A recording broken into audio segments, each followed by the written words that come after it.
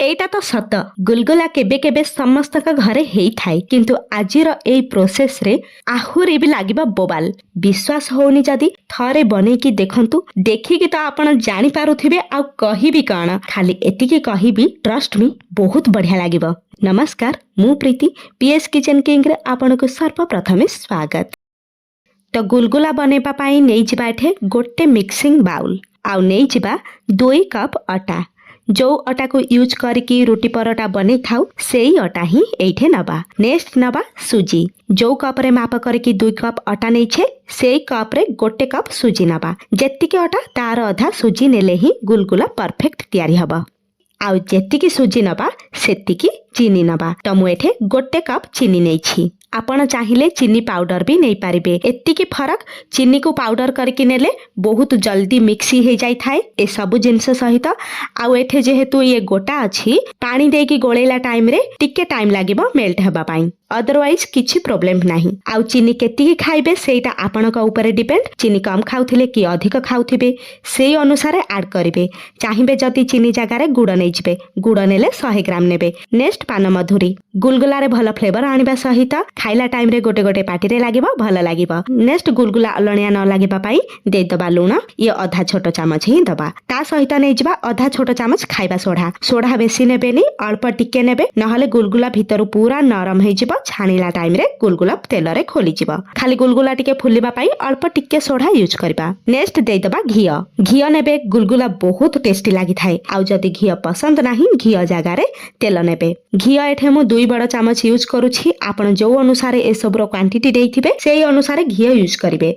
Next ए सबु जिनिस को भलरे हाथ रे मिक्स करबा। घियोटा जेमिति ए सबु जिनिसर कण कण रे भल से लागि जिवो। आ आपण जदी चीनी जगह रे गुड़ यूज करबा को चाहुछथि त ए सबु जिनिस को प्रथमे एमिति गोळे नेला पारे गुड़ को एथरे देकी गोळेबे।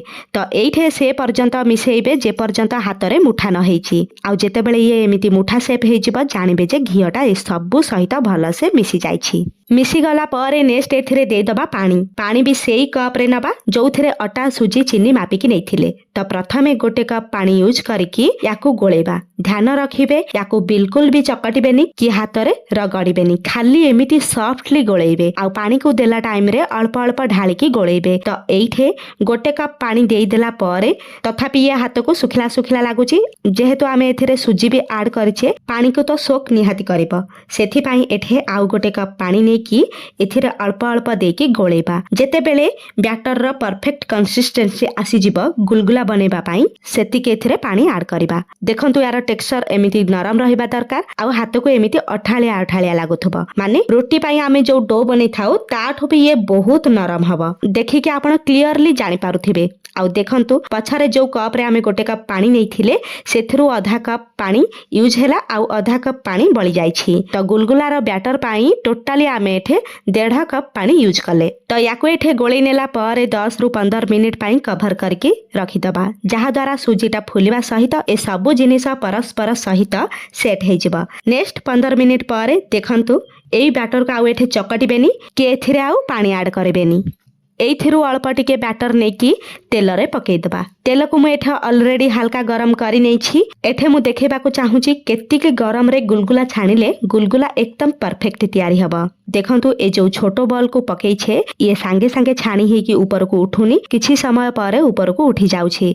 आ बहुत कम बबल सेथरु बाहरुछि। एतिकी ही तेल गरम रहिबा दरकार। याठो अधिक गरम रहिले गुलगुला ऊपर जल्दी पोडी जिवो भीतरु सिझिबनी। तो नेक्स्ट तेल हाथ हे कि आमे एथिरो अल्प अल्प बैटर आनिके हल्का हाथ रे गोल शेप दे दबा। गोल कला टाइम रे चिक्कण करिकी गोल करिबेनी जेमिति गोलाटा आबडा खाबडा हे कि रहिबो। किंतु आपण एठे देखि पारुथिबे मु एठे जो गुलगुला बनौछि चिक्कण ही हे जाउछि ऑटोमेटिक। किंतु टेंशन नाही जेहेतु आमे एथिरे सोडा पकेइछे छाणीला टाइम रे गुलगुलाटा फाटी जाय थाए ऑटोमेटिक जहा द्वारा खाइबा को ये क्रिस्पी हे थाए। तो तेल हाथ हे कि सबु गुलगुला गढ़ी नेबे ये बिल्कुल भी हाथ रे चिपचिपा हे कि लागिबनी। जेहेतु तेल एठे ऑलरेडी गरम अछि गोटे परे गोटे गुलगुला को गढ़ी सारी कि डायरेक्ट एई तेल रे पके कि छानिबा। सांगे सांगे लेउटेबेनी टिके समय छाडी कि लेउटेबे। देखिबे टिके टिके फुली आसीबो तापरे याको एपट सेपट लेउटेबे। जाल को से लो टू मीडियम फ्लेम रे रखिकी ही छानिबे। आउ किछि समय परे देखिबे गुलगुला चारि पाखरु फाटिके आबडा खाबडा हेई आसीबो जोटा गोटे परफेक्ट गुलगुलार लुक अटे।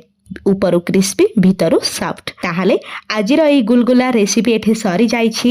ଭଲ ଲାଗିଥିଲେ ଲାଇକ୍ କରିବେ, ସେୟାର କରିବେ, ଚ୍ୟାନେଲରେ ନୂଆ ଥିଲେ ସବସ୍କ୍ରାଇବ୍ କରିବେ। ରହିଲି, ନମସ୍କାର, ଜୟ ଜଗନ୍ନାଥ।